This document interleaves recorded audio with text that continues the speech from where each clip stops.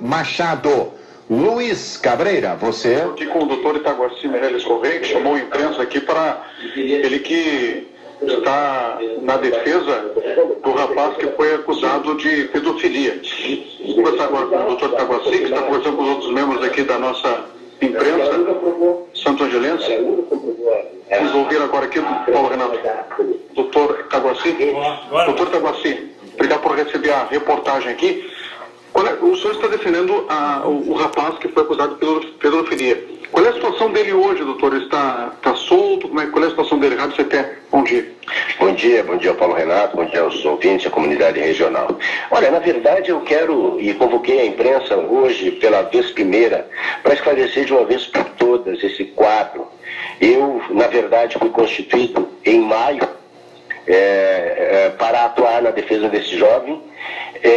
Nos colocamos à disposição da polícia, buscando colaborar com as investigações. Tivemos, desde o início, uma limitação por força de despacho lançado no processo pelo juiz, decretando o sigilo das investigações, proibindo, sob pena de responsabilização criminal, a divulgação por qualquer órgão.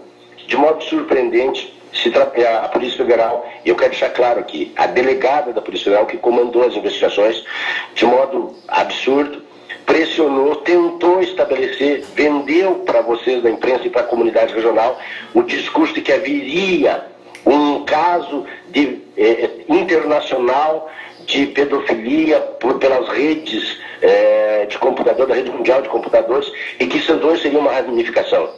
Desde a primeira intervenção, rejeitamos isso, sustentamos a absoluta inexistência deste quadro, sustentamos a inexistência de competência da Justiça Federal, da Polícia Federal para investigar o episódio. Mesmo assim, sob essa suspeita de que poderia haver, a competência foi mantida, e aí o que aconteceu? Nós obtivemos em Porto Alegre, em TRF4, a concessão parcial do habeas corpus para conceder a liberdade para esse rapaz mediante algumas regras, alguns requisitos, e foi realizada a denúncia. Os 4 tipos penais que a ilustre delegada apontou de modo abusivo, porque nem daqueles 4, apenas um tipo penal foi objeto da denúncia, os demais foram rejeitados pelo Ministério Público, e essa denúncia ainda não foi recebida. Aí o que aconteceu? O juiz federal, fazendo coro à defesa, que sempre disse isso, que não havia competência, que a Polícia Federal sequer poderia investigar, já que a competência deste episódio é da Polícia Civil. O que aconteceu? O juiz federal declinou de competência, remeteu o processo para a Justiça Estadual, onde está lá para retomar a sua tramitação e o seu procedimento natural. O que assombrou nesse episódio? Exatamente esse movimento que foi comandado pela delegada de execração pública, de verdadeiro linchamento moral e pessoal deste jovem, que não tinha, não tem e não há nenhum elemento para configurar pelo menos esses 3 crimes que ela apontou no seu relatório. Quais então os 3 crimes? Um deles, que é de maior relevância, o estupro qualificado e agravado por lesão corporal grave. Primeira regra, isso é básico, qualquer estudante de direito sabe, o estupro pressupõe contato pessoal.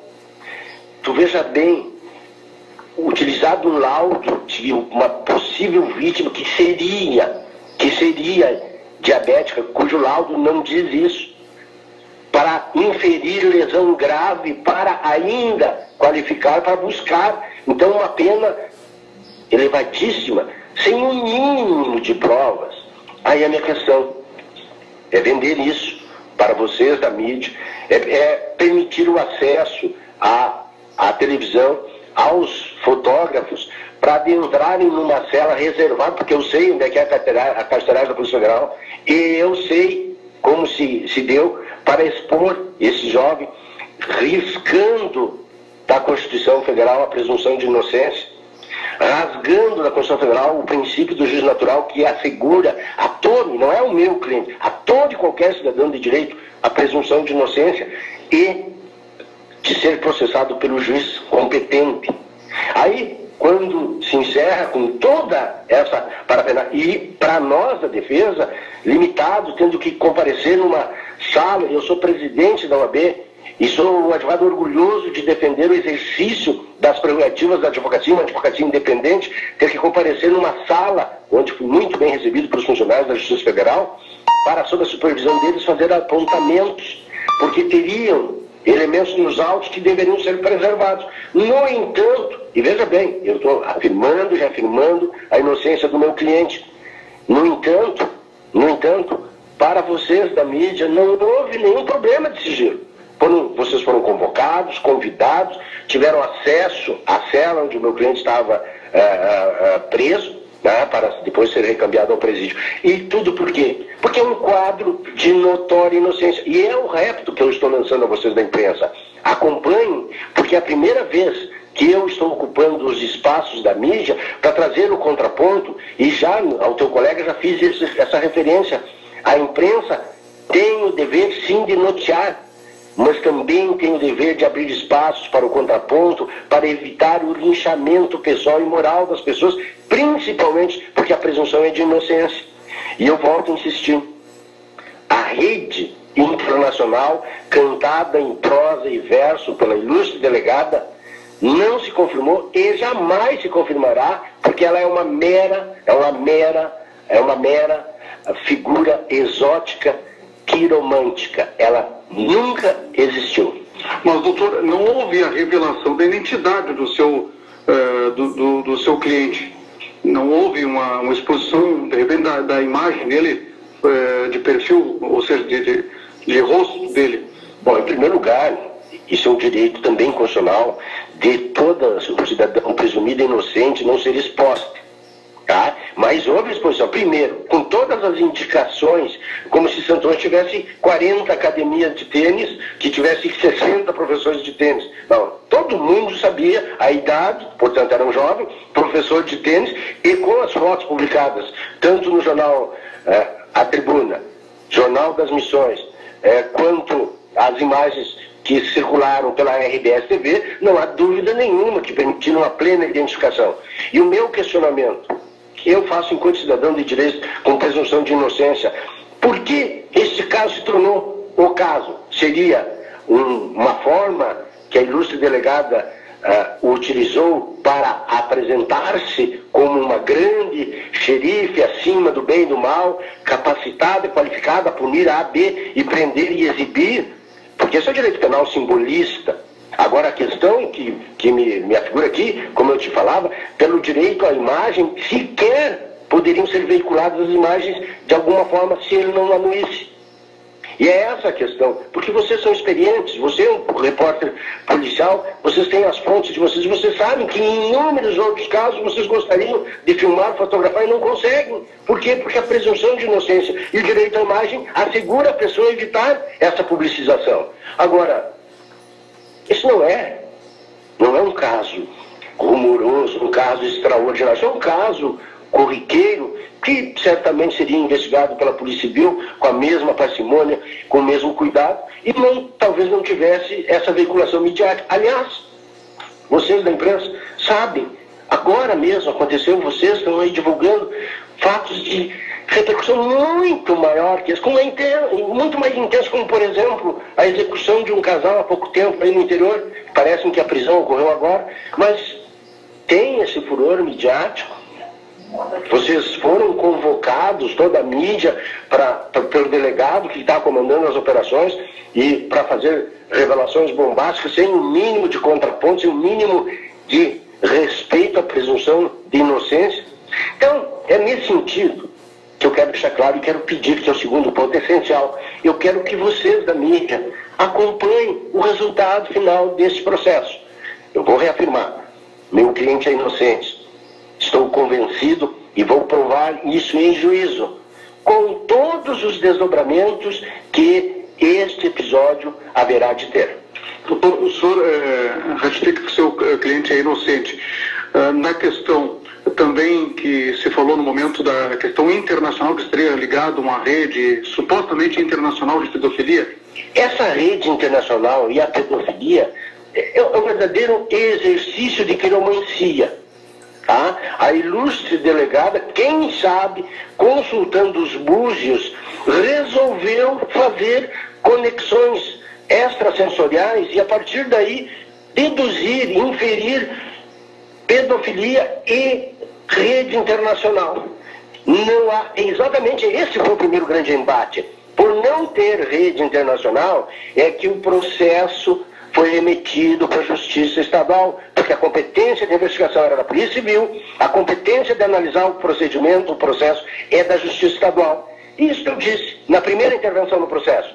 Isso eu repeti em várias ocasiões. E, finalmente, no dia que o Ministério Público Federal fez a denúncia, adotando apenas um tipo penal do ECA, rejeitando os demais, nesse dia, o juiz federal, voltando sobre o posicionamento anterior, porque não a prometida, decantada e propalada rede internacional não se configurou, e aí o juiz, porque ele também tem limites de atuação, declinou de competência e por isso os autos estão lá na Justiça Comum Estadual, aguardando para ser analisado o recebimento da denúncia. É simples, isso é rotina. Então eu volto a dizer, não há rede internacional de pedofilia, muito menos a vinculação do meu cliente com esses episódios. E isto, mais uma vez, quero reafirmar, serenamente, tranquilamente, todo policial tem qualidade, todo policial tem condições de desenvolver uma investigação.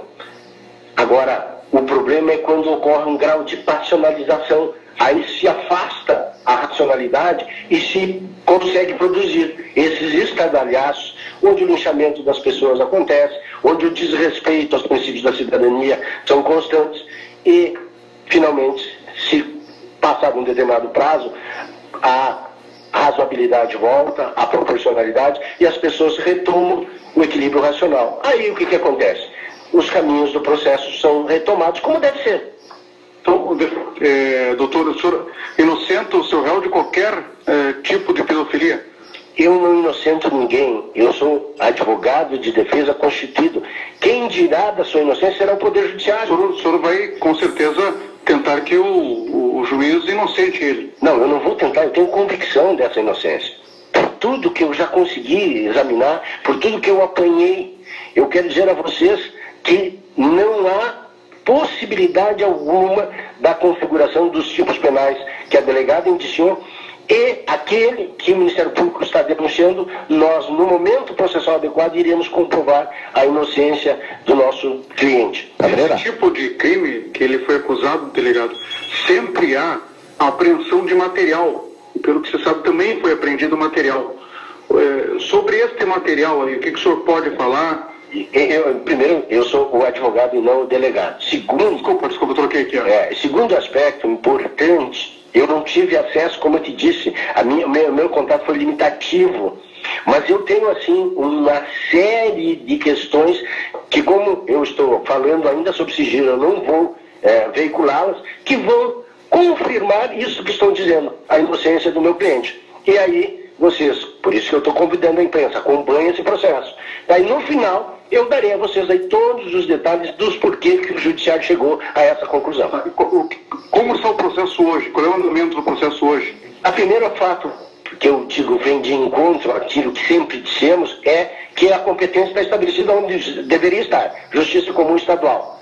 Segundo aspecto, a denúncia lançada exclui 3 dos 4 crimes e se direciona apenas a um. A partir de agora, depois que o juiz receber essa denúncia, o meu cliente for citado, então oficialmente ele vai tomar conhecimento, nós iremos comparecer no processo para exercitarmos o contraditório, também princípio constitucional, a plenitude de defesa, também princípio constitucional, e finalmente traremos para esse processo a versão que vai levar à inocência do nosso cliente. Hoje o seu cliente ele está trabalhando, está levando uma vida normal? Ou ele está muito afetado com tudo que surgiu de boatos na cidade? Olha, eu diria que o nosso cliente, que é um jovem, que tem seus arroubos típicos da juventude, em cima desse tsunami que se abateu sobre ele e que sistemática e reiteradamente volta, quando começa a passar um prazo, o assunto é retomado, esse menino está submetido a um tratamento médico e busca compreender as razões pelas quais ele se tornou o bode expiatório de uma pedofilia inexistente de caráter internacional.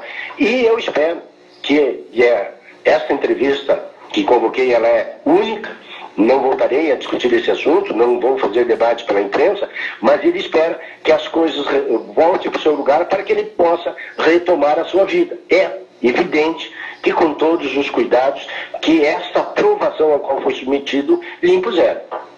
Tá certo. Muito obrigado, doutor Itaguaci Meirelles. Mais algum destaque aí para a nossa comunidade? O senhor gostaria de ressaltar mais algum tópico? Olha, eu apenas quero dizer que sou um advogado que acredita na cidadania plena. E eu penso que todos nós, no segmento que integramos na nossa comunidade, temos responsabilidades. E eu gostaria que esta relação, que é extremamente fidalga com a imprensa, continue sendo mantida e que vocês da imprensa adotem como regra o contraponto para evitar-se linchamentos morais desnecessários. Por exemplo, hoje eu estava lendo uma notícia de uma criança executada nos Estados Unidos que 70 anos depois foi absolvida. Então nós temos que ter esses cuidados, porque a presunção de inocência, que é dogma constitucional, não está lá na Carta Política de 88 apenas para ilustrá-la.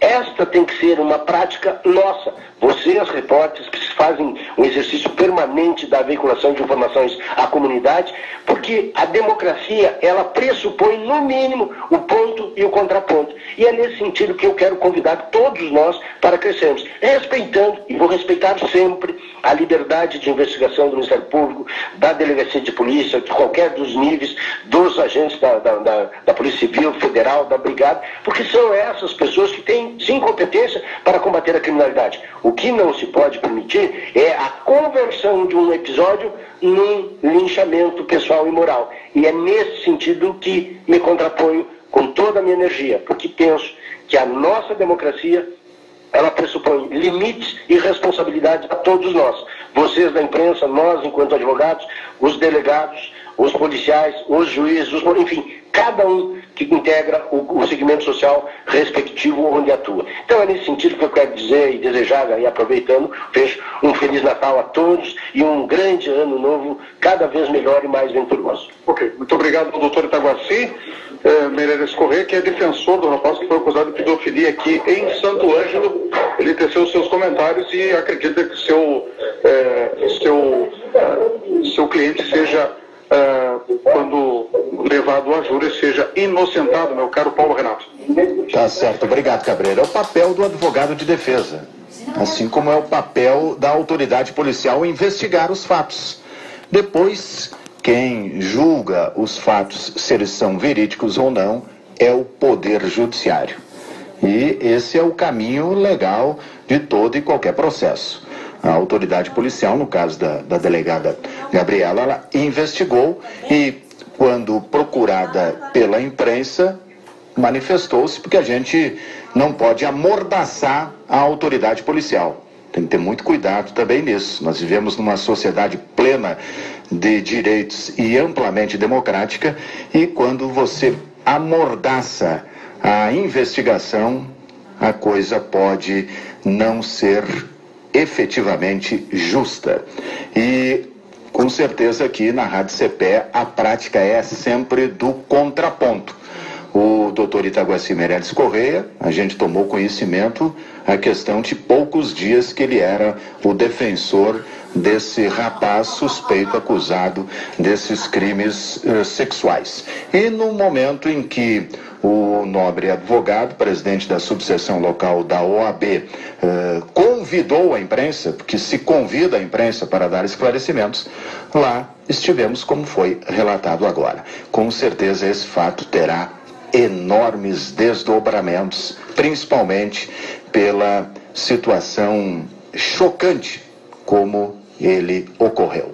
Chegamos ao final do Aldeia Global. Quero agradecer a companhia de todos, desejar um ótimo final de semana. Ultrapassamos aqui porque o assunto era de extrema importância. Ao Sandro e ao Fábio, o Rádio Cidade. Voltaremos segunda-feira, 8h10, em nome da Engemática, doutora Karina.